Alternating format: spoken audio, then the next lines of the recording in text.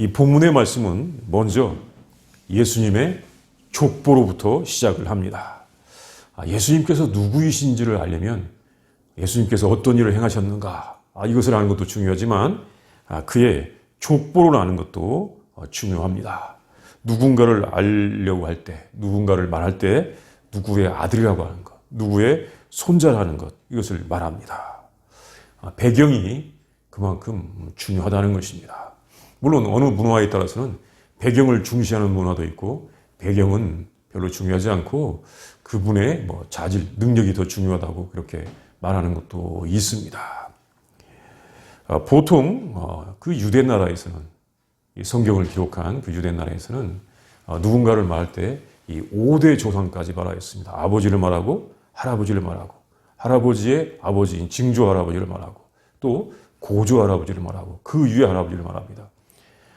그 위에 할아버지를 말하는 단어는 한국말로는 현조 할아버지라고 한다는데 보통 우리가 그 말을 자주 쓰지 않죠. 그래서 잘 모릅니다. 그러니까 father, grandfather, great grandfather, 또 great great grandfather, great great great grandfather까지 이렇게 5대를 보통 말하는데 보통 우리들은 5대 할아버지, 4대 할아버지는커녕 내가 보았으면 할아버지가 계시구나 하고 기억을 하는데 그 할아버지를 보지 못했으면 사실은 계셨는지 안 계셨는지 그것도 잘 모르고 지낼 때가 있습니다.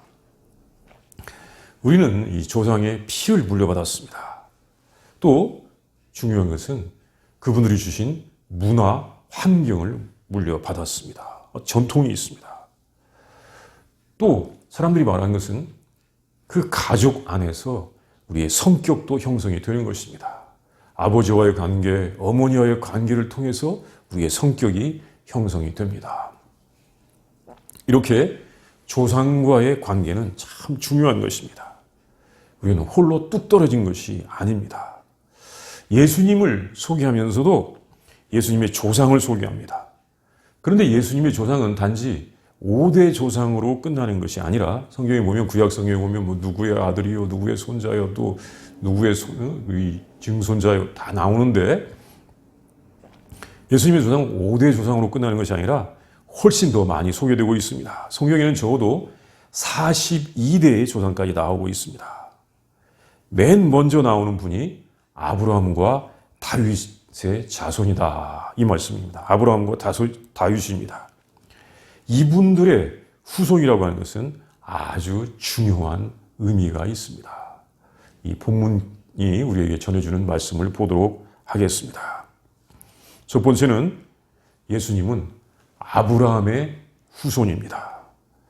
아브라함은 어느 누구보다도 먼저 하나님의 나라의 약속을 받고 그 약속을 따라서 새로운 삶을 사신 분입니다. 아브라함은 창세기 12장에 나타나는데 아브라함의 원래 이름은 아브람입니다. 그 이름은 단지 호칭이 아니고 뜻이 있습니다. 우리들은 보통 이름하면 그냥 누구를 부르는 호칭으로 생각하는데 성경의 이름들에는 다 뜻이 있어요. 원래 이 아브람이라고 하는 뜻은 존귀한 아버지라고 하는 이름으로 그런 뜻이 있습니다. 그러니까 누가 아브람 부를 때마다 존귀한 아버지 이렇게 부르는 것입니다. 그런데 이 존귀한 아버지라고 하는 아브람에게는 75세가 되도록 아들이 없었습니다. 당시에 아들이 없었다는 것은 오늘날과는 달리 아주 큰 수치입니다. 자기의 미래가 없다는 것입니다. 이 상속자, 후손은 자기 노년에 보호해주는 역할을 합니다. 근데 미래가 없다는 것입니다. 그런데 하나님께서 그에게 오셔서 부르셨습니다. 그때 말씀하셨습니다. 우리가 이것을 창세기 12장 1절, 2절에서 잘 보게 되죠. 여호와께서 아브라함에게 이르시되 너는 너의 고향과 친척과 아버지의 집을 떠나 내가 내게 보여줄 땅으로 가라. 내가 너로 큰 민족을 이루고 내게 복을 주어 내 이름을 창대하게 하리니 너는 복이 될지라. 아주 우리가 익히 듣는 그런 말씀입니다. 많이 들었던 말씀입니다. 근데 이 말씀은 아주 중요한 의미가 있는데 이것은 하나님께서 그의 나라를, 하나님의 나라를 세우시겠다고 하시는 계시의 말씀이었습니다. 이 창세기 12장 1절부터 2절 말씀에는 하나님의 주권이 들어 있습니다. 또 땅과 사람들이라고 하는 보통 우리가 말하는 나라의 세 가지 요소가 다 들어 있습니다. 이 말씀은 네가 복이 된다. 막 복의 근원이 된다. 너는 복을 많이 받을 것이다.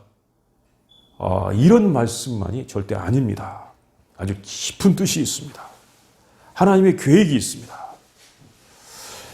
아브라함은 이 말씀을 듣자 그 깊은 뜻을 알았는지 몰랐는지 일단은 순종해서 자기가 살던 곳을 떠나서 하나님의 인도를 받아서 가기 시작하였습니다. 내가 지시할 땅, 이 하나님의 주권에 순종을 해서 갔던 것입니다. 아브라함이 하나님의 그 주권에 순종해서 가는 과정에서 여러 가지 많은 일들이 있었습니다. 이 아브라함을 중심으로 하나님의 역사를 살펴보려면 이것도 몇 시간이 필요합니다. 성경에 창세기 12장부터 많이 나와 있습니다. 그 중에서 아브라함에게 중요한 것은, 정말 중요한 것은 그가 하나님의 나라를 믿었다는 것입니다. 그래서 아브라함은 우리의 믿음의 조상이 되었습니다. 그런데 이렇게 하나님의 나라를 믿는 것, 이 믿는 과정에는 정말 많은 인내가 필요로 했습니다. 그는 하나님의 인도하심, 하나님의 주권에 순종했고 또 몰랐던 미지의 땅, 어떤 땅에 도착을 하였지만 그가 진정으로 바라던 아들을 얻기까지는 25년이나 필요로 했습니다. 25년이라는 세월이 흘렀습니다. 25년, 긴 시간입니까? 짧은 시간입니까? 이게 짧은 시간이 아닙니다. 굉장히 긴 시간입니다. 하나님께서 큰 민족을 말씀하셨는데 이 큰 민족의 씨가 되는 어떤 작은 열매를 본다는 것이 많은 시간이 필요했었지만 그는 하나님을 믿었습니다. 그리고 하나님께서 그에게 약속하신 그 약속의 아들 이삭을 낳기 전에 이제 그의 이름이 바뀐 적이 있었습니다. 그 이름은 열국의 아버지라고 하는 아브라함으로 하나님께서 바꾸어 주셨습니다. 이제는 존귀한 아버지에서 열국의 아버지라고 하는 그 이름으로 하나님께서 바꾸어 주신 것입니다. 아브라함. 그 이름이 조금 바뀐 것 같은데 큰 차이가 있습니다. 그 후에 그에게는 큰 성취로 여겨지는, 이 작은 열매가 하고 큰 성취로 여겨지는 이삭이라고 하는 아들이 드디어 태어났는데, 아브라함이 이삭을 낳고 태어났는데, 이 이삭이라고 하는 말의 뜻은 웃음이라고 하는 말의 뜻이 있습니다. 웃음. 그런데 이 성경 창세기의 말씀을 자세히 더 보면 웃음, 좋아서 허허허허 웃는 웃음이 아니라 사실은 비웃음이라고 하는 뜻이 더 강하게 보입니다. 네 아들의 이름을 이삭이라 하라. 네 아들의 이름을 비웃음이라 하라. 이렇게 드릴 수 있습니다. 왜냐하면 이 이삭을 얻는 것은, 그 약속은 사람들이 비웃을 만큼 사람들이 가진 일반적인 희망과 인간적인 능력이 사라졌을 때 작은 열매가 드디어 나타났던 것입니다. 그러니까 이것은 아브라함에게 대단한 믿음인 것입니다. 참 아브라함은 대단한 믿음을 가지고 하나님께 순종하여 왔던 것입니다. 사실 우리가 이제 이 마태복음에서 예수님의 말씀을 쭉 보게 될 터인데 예수님의 말씀들도 마찬가지입니다. 비슷한 면이 많이 있습니다. 우리의 인간적인 모든 능력이 부정될 때, 나의 능력, 나의 힘, 이런 것들이 다 부정될 때 그 예수님의 그 약속, 예수님의 말씀이 생각이 나고 그것이 성취가 되어진다고 볼 수가 있는 것입니다. 사실 우리의 힘 가지고 주님의 약속을 성취할 수 있다? 그게 아닙니다. 우리가 산상수훈의 말씀을 보면 알 수 있죠. 힘이 있는 사람이 그 산상수훈의 말씀을 즉각적으로 순종하려 들까 하는 의심이 들 수밖에 없습니다. 우리가 믿음의 조상 아브라함의 후손이라는 것은 하나님의 나라를 약속으로 받았다고 하는 것, 또 그 나라를 믿음으로 현재화하는데, 그 나라는 꼭 멀리 있는 것이 아니라 지금 믿음 가운데서 현재화되고 있는데, 한편으로는 우리에게 많은 인내가 필요하다는 것, 그리고 그 나라는 우리에게 기쁨, 이런 웃음을 주기도 하지만 한편으로는 비웃음을 동반한다고 하는 것을 우리가 알아야 하는 것입니다. 사실 예수님 많은 이 삶을 사시는 가운데서 예수님께서 많은 그 권세 있는 자들에게 비웃음도 받으셨던 적이 있는 것입니다. 예수 그리스도는 이와 같은 아브라함의 후손으로 오셨습니다. 이제 본문의 두 번째는 예수님은 다윗의 후손입니다. 다윗은 그 이름이 사랑받는 자는 뜻이 있는데, 사랑받는 자라고 하는 뜻이 있는데, 이스라엘 선민이라고 하죠. 그 나라의 왕이었습니다. 그러니까 예수님은 이 왕의 후손입니다. 그리고 이스라엘 사람들은 이 구세주는 다윗 왕의 후손으로 온다고 믿고 있었습니다. 따라서 예수님께서는 그 선민들이 기다리던 구세주이심을 알게 해주는 것입니다. 다윗은 하나님의 약속을 아주 신실하게 믿었던 사람입니다. 그리고 하나님의 뜻을 아는 사람이었습니다. 한편으로 다윗은 하나님의 다스림의 다스림의 대리자였습니다. 하나님을 대리해서 다스리는 사람이었습니다. 우리는 보통 다윗이 왕이 되었고 왕으로서 40년을 통치했다고 하면, 야, 그는 정말 성공했었고 또 왕이었으니까 얼마나 복된 삶, 풍족한 삶을 살았겠는가 하는 생각하고 그렇게 생각하기가 쉽습니다. 그러나 그는 정말 많은 고난을 겪었습니다. 많이 고생했었고 아주 혹독한 훈련을 거쳤고 자기의 목숨을 돌보지 않고 하나님께 순종한 적이 있었습니다. 그래서 하나님께서는 그에게 그 나라를 맡겨주셨던 것입니다. 또 다윗의 특징은 하나님의 의를 보여주었다는 것입니다. 다윗도 사실 많은 잘못이 있습니다. 다윗이 전혀 잘못한 것이 없는 것은 아니지만 다윗은 하나님의 의를 많이 추구한 적이 있습니다. 아주 끊임없이 하나님의 의를 추구하는 사람이었습니다. 시편에 다윗이 지은 시가 많이 있는데 그 중에서 그 하나님의 의로우심을 노래한 시들이 많이 있습니다. 시편 11편 5절에 보면 이런 찬양이 있습니다. 여호와는 의로우사 의로운 일을 좋아하시나니 정직한 자는 그의 얼굴을 뵈오리로다. 다윗이 이렇게 하나님의 의로우심을 안 것은 하나님께서 그에게 아주 혹독한 시련과 훈련을 허락하셨는데 그것을 잘 극복하면서 이 땅에 사는 사람들의 불의함 때문에 많은 고난을 겪어보았기 때문입니다. 그러나 다윗은 묵묵히 그 훈련을 견디면서 하나님의 뜻에 순종하였습니다. 사람들의 불의함을 보면서 하나님의 의로우심, 공의로움을 더욱더 잘 알아가게 되었던 것입니다.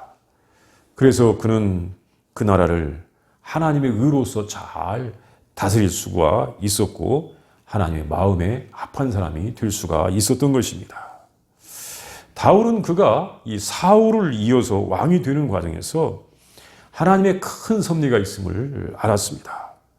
참으로 보잘것없던 저 시골의 목동이었는데 그를 그 목동의 자리에서 불러서 하나님의 백성이 왕이 되게 하신 것이 하나님께 뜻이 있다고 그는 알았고 또 자기의 후계자를 선택할 때 이 솔로몬을 후계자로 선택하는데 이렇게 솔로몬을 왕으로 세우는 것도 하나님의 뜻이 있음을 알고 있었던 것입니다. 여기 보면 다윗은 솔로몬을 낳고 이렇게 했는데 사실 다윗이 낳은 아들이 솔로몬만 있는 것이 아니지 않습니까? 그리고 보면 사실은 솔로몬은 인간적으로 그 나라의 왕이 될 수가 없는 아들이었습니다. 솔로몬은 아무리 봐도 정통성이 없는 아들입니다. 솔로몬은 사실 왕궁에서 문직이나 해도 아주 감지덕지해야 될 그런 아들인데, 그를 후계라고 세운 것은 작은 자를 들어서 일꾼으로 세우시고 새로운 역사를 일으키시는 하나님의 뜻을 알았기 때문입니다. 솔로몬, 머리가 좋다, 지혜가 있다. 사실 이런 것은 덤으로 얻은 이야기이고, 중요한 것은 솔로몬은 그 아버지의 수치를 가져갖고 정통성을 찾기 어려운 아들일 수 있다는 것입니다. 그런데 하나님께서 그를 후계자로 세우시게 하셨고, 그를 통하여 하나님의 일을 이루게 하셨다는 것입니다. 그런데 사실 솔로몬은 또 타락해서 그것을 모르고 나라에 혼란을 가져왔던 것입니다. 이런 배경에서 예수님께서는 믿음의 조상 아브라함과 다윗 왕의 후손으로 이 땅에 오셨습니다. 여기까지 보면 예수님의 족보가 믿음의 조상의 후손이고 또 다윗 왕의 후손이고 대단한 것처럼 보입니다. 그런데 예수님의 족보 가운데는 이렇게 뛰어난 인물들만 있는 것이 아닙니다. 그 안에는 그렇지 않은 조상들도 있습니다. 본문이 그것을 알려줍니다. 이제 세 번째는, 이 족보는 하나님의 은혜와 사랑을 알려주는 족보입니다. 여기에 4명의 여인들이 나옵니다. 모두 예수님의 할머니의 관계에 있는 사람들입니다. 그런데 이 할머니들 모두가 다 율법과 정통에서 벗어난 사람들입니다. 먼저 3절에 보면 다말이라고 하는 사람이 나옵니다. 다말. 3절에 유다는 다말을 통하여 베레스와 세라를 낳았다고 하는데, 이 유다와 다말의 관계는 사실 남편과 아내의 관계 이전에 시아버지와 며느리의 관계에 있었습니다. 이게 창세기 38장 11절에 보면 나옵니다. 시아버지와 며느리의 관계가 있는데, 이 시아버지가 며느리를 통하여 아들을 낳았다는 것입니다. 이것은 율법적인 관점에서, 보통 일반적인 윤리적인 관점에서 보면 있을 수 없는 일입니다. 율법에도 나옵니다. 레위기 18장 15절에 보면 너는 내 며느리의 하체를 범하지 말라. 그는 내 아들의 아내이니 그의 하체를 범하지 말지니라. 참 시아버지와 며느리의 관계인데 여기서 아들이 태어났습니다. 율법적으로 있을 수가 없는 일입니다. 그런데 그들이 예수님의 조상이 되었습니다. 참 예수님의 족보가 거룩하지 못하다. 어떻게 이럴 수가 있을까 생각할 수 있는데, 거룩하신 하나님께서 이것을 드러내신 것입니다. 그리고 또 한 할머니는 이제 5절에 나오는 라합이라고 하는 여자인데, 그는 유대인이 아니고 가나안 여인으로서 또 이 직책은 기생이었습니다. 여호수아 2장 1절에 보면 알 수 있습니다. 가나안 사람들, 당시의 가나안 사람들은 모두 멸망당해야 되는 사람들이었습니다. 죄악이 아주 관영했었기 때문에 그 땅이 멸망돼야 되는, 심판받아야 될 땅이었습니다. 또 라합의 일도 기생이었습니다. 그런데 그 기생에게 히브리 백성의 하나님 이야기가 전해졌고, 믿음으로 라합은 히브리 정탐꾼들을 숨겨주었습니다. 그래서 그들은 살아나는 은총을 입었고 나중에는 살몬과 결혼을 하였습니다. 이것은 도저히 율법이나 그들의 선민 사상에서는 용납되기 힘든 일이었습니다. 죄로 말미암아 가증한 이방 여인이 어떻게 예수님의 할머니가 될 수가 있을까? 그런데 할머니가 되었던 것입니다. 또한 한 여인이 또 나오는데 5절에 이 룻이라고 하는 여인이 나옵니다. 이 룻은 자체는 훌륭한 사람입니다. 룻에 대하여 많은 칭찬이 있습니다. 그의 삶은 약간 불행했었지요. 그래도 그의 결단과 신앙은 훌륭합니다. 그런데 문제는 그의 배경입니다. 그가 모압 족속이었습니다. 모압의 후손이었습니다.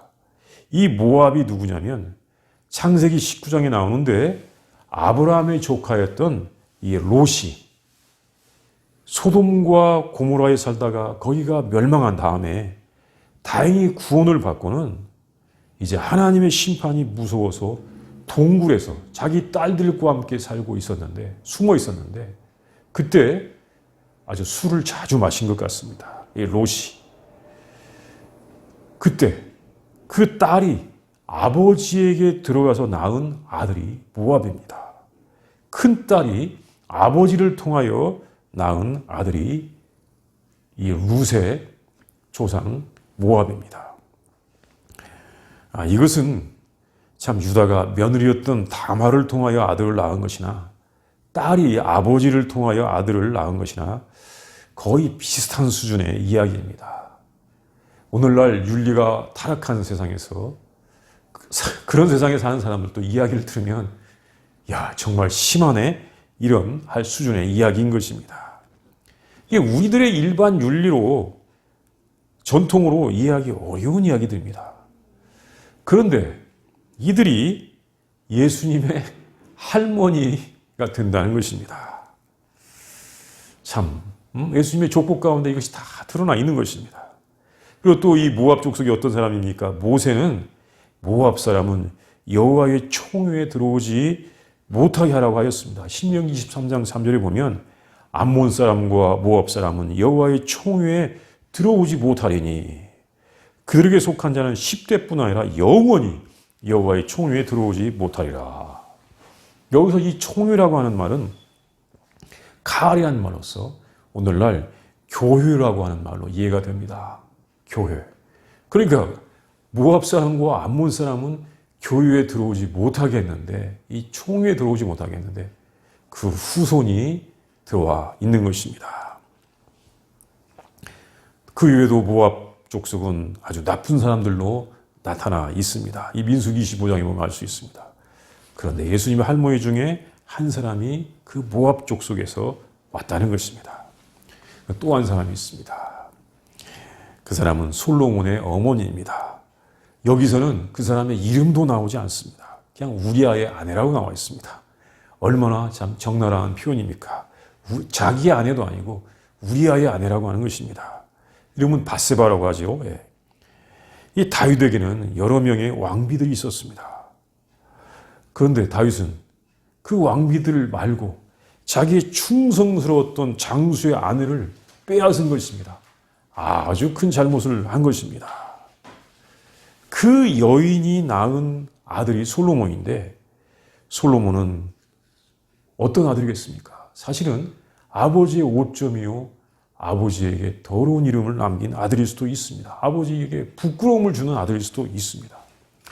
왕자의 정통성을 인정받기 어려운 서자라고도 할 수가 있습니다. 그런데 이 솔로몬이 왕이 되었습니다. 그리고 나서는 성전도 지었습니다. 큰 업적을 남겼다고도 할 수 있습니다. 그리고 솔로몬은 지혜 하면 솔로몬이죠. 아주 지혜의 대명사입니다. 또 부귀 영화를 누렸습니다. 아주 엄청난 평판이 있습니다. 그런데 이것은 덤입니다. 마치 솔로몬 생각하면 결과가 좋기 때문에 그 과정이 과연 문제가 되느냐라고 이렇게 생각되기도 하는 인상을 주기도 합니다. 똑똑한 아들을 얻을 수만 있다면 어떤 일을 해도 문제가 되지 않는가? 이런 인상을 주기도 했습니다. 그런데 그것이 아닙니다. 사실은 솔로몬이 왕이 된 것은 기존의 질서를 뒤엎는 그런 역할을 한 것입니다. 하나님께서 다윗의 후손을 통하여 그 나라를 세우라고 하셨기 때문에 다윗에게 계속 왕권을 주신다고 약속을 하셨는데, 그 왕권을 이어갈 왕자들 가운데서 기득권을 가진 왕자가 아니고 정말 서자로서 왕자의 틈에 끼지도 못할 아들 그 솔로몬을 불러서 기존의 질서를 뒤엎는 그런 역할을 하게 한 것입니다. 그의 형들은 이제 이 왕자의 자리는 다 자기들 거라, 왕의 자리는 다 자기들 거라고 생각하고 왕이 될 순서들을 기다리고 있었다가 그 솔로몬의 엄마와 관련된 일들 때문에 많은 문제들이 생겨서 이제 다윗의 왕과의 문제들은 일어나기도 하고 그 형들, 왕자들은 다 왕이 되지 못하고 물러나는데 이 우리아의 아내가 낳은 솔로몬이 왕이 되어서 새로운 계획을 일으킨다는 것입니다. 그래서 우리아의 아내가 예수님의 족보에 들어있고 예수님의 할머니가 되었다는 것은 어떻게 생각하면 그 혈통에 오점이 있는 것처럼 보이기도 하는 것입니다. 이렇게 예수님의 족보에 나타난 여인들의 이름은 가정과 그 사유에서 반듯하게 모범적으로 살던 여자들이 아닙니다. 율법을 잘 지키고 그 아버지의 말씀을 잘 들어가지고 모범적으로 살던 여자들이 이 족보 가운데 나오지 않았습니다. 하나님의 계명이나 율법으로 볼 때 용납될 수 없는 사람들이 족보 가운데 등장하였습니다. 어떻게 보면 수치, 숨겨져야 될 이름들인데 나타난 것입니다. 하나님께서는 가장 원초적인 이야기를 드러내신 것 같습니다. 계명이 있기 전의 이야기요. 계명을 깨트린 이야기도 드러내셨습니다. 이것은 무엇일까요? 이것은 하나님께서는 모든 사람들, 모든 생명들 다 귀중히 여기신다는 것입니다. 모든 피조물들을, 특히 이제 사람 피조물들을 귀중히 여기신다는 것입니다.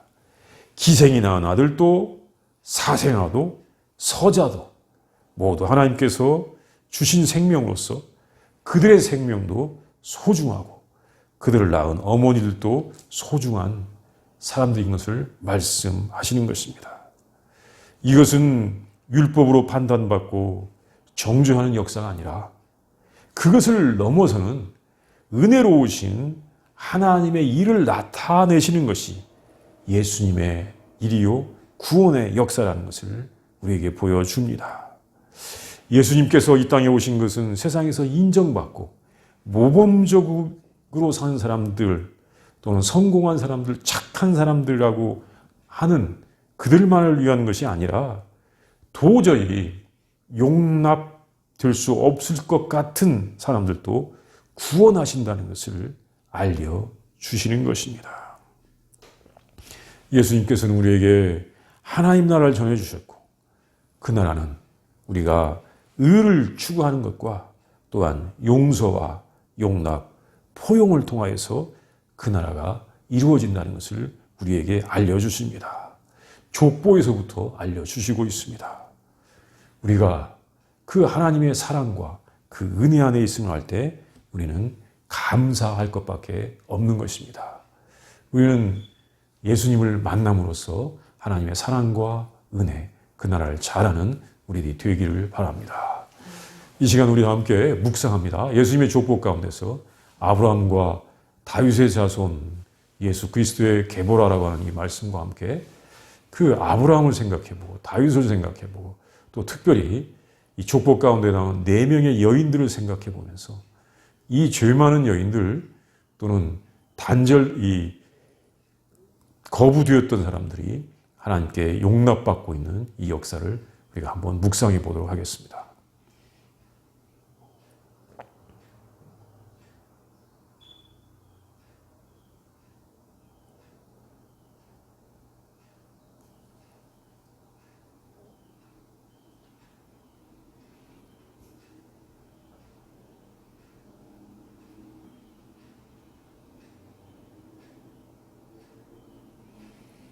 사랑과 은혜의 하나님, 온 천지 만물을 사랑과 은혜로서 다스리시는 아버지 하나님, 또한 모든 생명을 소중히 여기시는 아버지 하나님, 참으로 감사합니다.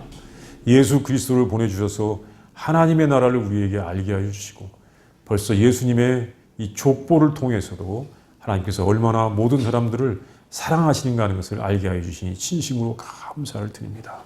하나님, 우리가 아브라함처럼 정말 하나님의 나라를 믿음으로 받게 하여 주시옵시고 또한 다윗처럼 하나님의 의를 추구하게 하여 주시옵소서.